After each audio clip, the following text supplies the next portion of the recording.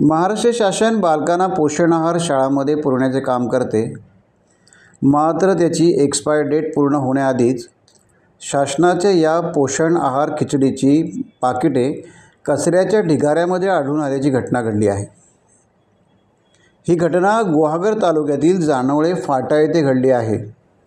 त्यामुळे परिसरात खळबळ उडाली आहे।